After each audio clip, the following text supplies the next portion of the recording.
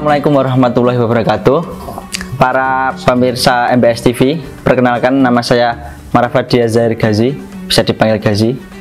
Dan sekarang saya sudah berada di salah satu cagar budaya di Yogyakarta ini ya, yang bernama Langgar Dhuwur Boharen atau bisa dipanggil Langgar Dhuwur. Nah, tepat saya duduk di sebelah sini, saya sudah bersama pemilik si Langgar Boharen tersebut ya, dengan Bapak siapa kalau saya boleh tahu? Ahmad Haris Zubair. Pak Haris ini ya. Ya. Di sini saya akan mengulik tentang apa itu Langgar Dhuwur Boharen ini. Jadi ya Pak, kalau saya boleh tahu ya Pak, ini Langgar Boharen ini dibuat pada tahun berapa Pak? Ya. Saya ini tinggal di satu rumah yang sebetulnya merupakan tinggalan dari kakek saya. Jadi kakek ini yang membangun rumah ini ya, kira-kira dibangun 100 tahun yang lalu, ya. 100 tahun lebih barangkali, di akhir abad ke-19 maupun awal abad ke-20. Yang bangun adalah kakek yang namanya Haji Muhsin. Kemudian salah satu putra dari Haji Muhsin itu adalah Haji Zubair Muhsin. Kemudian salah satu putra dari Haji Zubair Muhsin itu adalah saya sendiri, Ahmad Haris Zubair. Ya. Jadi saya adalah generasi ketiga dari pemilik rumah ini, ya. Yang kebetulan rumah ini juga dilengkapi dengan langgar. Nah, rumah ini memang bergaya arsitektur Jawa. Ada pendoponya, kemudian ada di belakang pendopo ada peringgitan, kemudian di belakang peringgitan ada tengah omah atau dalam ageng, yang di situ ada sentong 3, ada sentong tengah, sentong kiwa, sentong tengen, terus kemudian ada gandok tengen, gandok kiwa, di belakang ada gadri atau ruang makan untuk ngobrol keluarga, di belakang gadri ada pawon atau dapur. Di sebelah sisi kiri itu juga ada kamar mandi, toilet, yang kalau dalam tradisi Jawa disebut pakiwan, atau tempat belakang, tempat wingking. Makanya kalau ke toilet orang Jawa mengatakan nderek dateng wingking utawi pakiwan. Nah, konsep tata ruang rumah tradisi Jawa ini harus kita akui merupakan adopsi dari kultur Hindu sebetulnya. Maka di depan rumah itu ada langgar. Langgar itu dari kata sanggar pamujan, tetapi karena yang bangun orang Islam, langgar itu difungsikan sebagai musolah, tempat untuk sholat. Tempat untuk sholat, tapi langgar berada di depan, kemudian posisinya lebih tinggi dari rumah kediaman, itu sebetulnya pengaruh Hindu. Makanya kalau kita ke Bali, di depan rumah itu selalu ada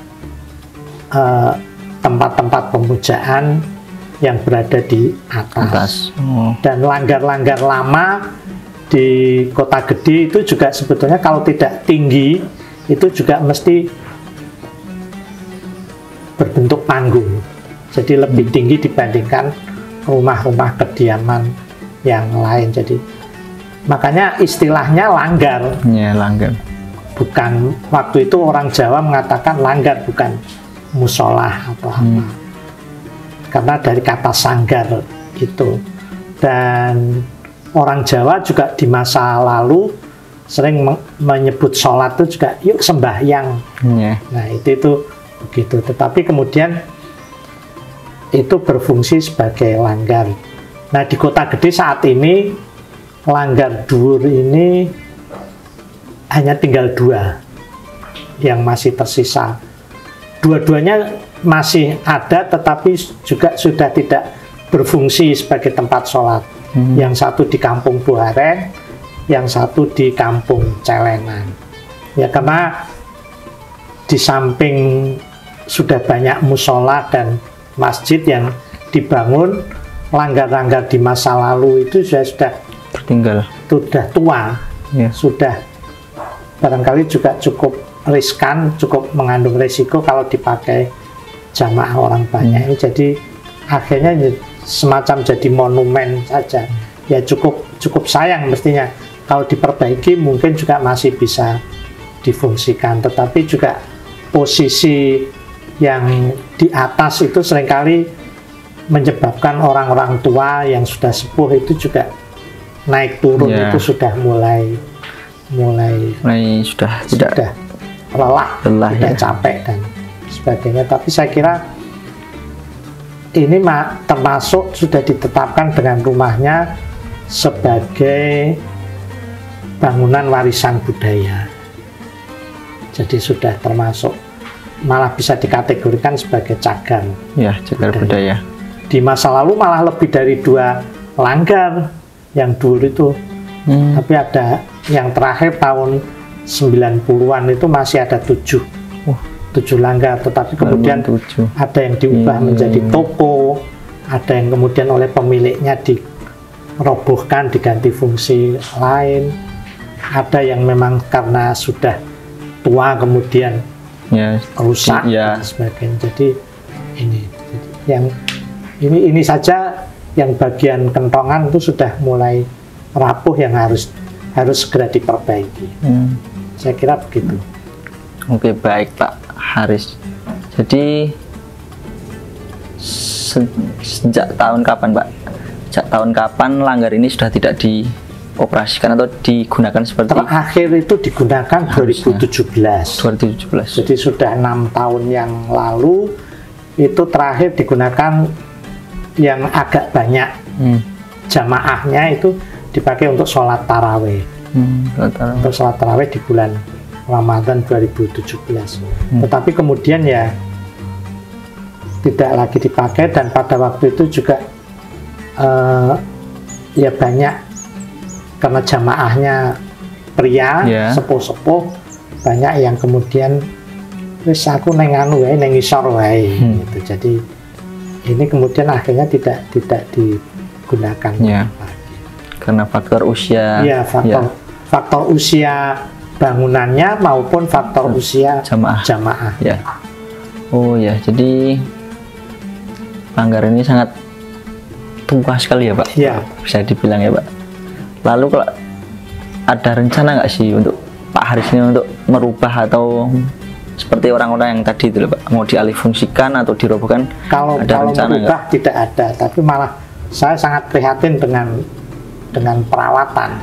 Ini sebetulnya juga ya ini bukan himbauan, tetapi karena ini sudah termasuk bangunan warisan budaya, mestinya juga ada perhatian dari pemerintah atau apa yang katakanlah misalnya juga ikut merawat, sama-sama ikut merawat. Dan saya kira sebuah bangunan yang kemudian dikategorikan sebagai warisan budaya itu kan sebetulnya di satu sisi usianya sudah tua, tapi di sisi lain kan ini juga menjadi penanda zaman satu penanda di mana pada masa itu ada bangunan yang dipakai untuk ibadah, untuk sholat, dan bahkan juga untuk kegiatan-kegiatan yang lain yang kemudian juga mestinya itu menjadi pelajaran sejarah, menjadi satu pelajaran. Di satu sisi mungkin arsitekturnya, keunikan bangunannya, dan walaupun ini rumah tradisional Jawa, tetapi ada teman dari Malaysia ketika melihat langgar ini, malah beliau mengatakan, oh ini arsitektur Melayu. Jadi mirip, kontroversi mirip dengan bangunan-bangunan yang kebanyakan ada di Sumatera, kemudian di Malaysia. Dan kawasan-kawasan Melayu yang lain. Jadi, tapi saya kira ini juga merupakan satu bangunan yang bisa menjadi pelajaran arsitektur, pelajaran bahwa ada tata ruang yang walaupun saya katakan tadi dibangun oleh orang Islam, ya, tetapi pengaruh apa yang disebut dengan akulturasi, pengaruh pandangan hidup lain, pengaruh budaya Hindu dalam hal ini kan juga ikut mempengaruhi. Bahkan penamaan Langgar itu sendiri kan dipengaruhi oleh kata sanggar, yang itu juga merupakan satu tempat untuk beraktivitas ibadah di lingkungan agama Hindu. Dan saya kira ini ya wajar-wajar saja, biasa saja, dan ini malah harus kita pahami sebagai bagian dari rahmatan lil alaminnya. Betul. Oh, baik. Jadi kurang lebih seperti itu ya Pak? Iya. Sejarah berdirinya. Iya, betul. Langgar Buaran ini. Oke, baik. Terima kasih Pak Haris atas waktunya, telah mau menyempatkan waktu mengambil sebuah cerita yang sangat-sangat ini ya Pak, tentang Langgar. Oh ya, mungkin juga bisa saya ceritakan kenapa Langgar ini disebut Buharen. Oh. Ya. Kata Buharen itu kan sudah menjadi toponim dari kampung. Ini kampung Buharen. Kebetulan ada dua versi. Jadi versi yang pertama itu di sini dulu banyak jambu yang manis. Makanya orang menyebut jambu yang manisnya legine ngluwihi aren. Nah, itu mungkin Godak-Gathuk. Tetapi yang kedua yang lebih saya percaya, dulu kiai-kiai sepuh, orang-orang tua itu dulu sering mengatakan, belum dia Mbah Muhsin itu yang pendiri ya. Ini kalau habis maghrib nunggu misa itu seringkali sama-sama tetangga yang juga ikut sholat di sini itu bareng-bareng moco kitab, kalau dulu logat Jawa itu kitab Hadis Sokah Imam Bukhari. Jadi dari kata Imam Bukhari terus kayaknya Langgar Bukharian. Gitu. Jadi Bukharian jadi Buharen. Terus sekarang orang menyebut kalau gampangannya Baren. Makanya kayak ini juga disebut Langgar Dur Buharen. Oh ya. Jadi gitu. Jadi saya kira ya dua versi ini ya yang tumbuh berkembang di lingkungan ini mengenai toponim. Ya, ada dua ya Pak. Nama Buharen. Kebetulan juga ada jambu sing legi ngluwihi aren, memang manis. Jambunya putih. Jambu Baren itu putih, manis, dan orang mengatakan zaman dulu kan belum ada buah impor kayak apel, jeruk segala macam. Jambu itu sudah luar biasa. Itu jambu sing legine ngluwihi aren, jadi jambu aren Buharen. Tapi ada yang versi kedua, orang mbiyen ki mbahmu maca hadis, maca kitab hadis. Kalau wong Jawa kan ya Sahih. Kitab Sahih Imam Bukhari terus Langgar Bukharian. Ya. Langgar semacam. Oke. Ini tambahan saja. Oke, mungkin terima kasih banyak untuk Pak Haris atas waktunya. Mungkin cukup sekian video pada kali ini. Masih banyak lagi tempat-tempat yang akan kita datangi seperti itu. Sekian, wassalamualaikum warahmatullahi wabarakatuh. Waalaikumsalam warahmatullahi wabarakatuh.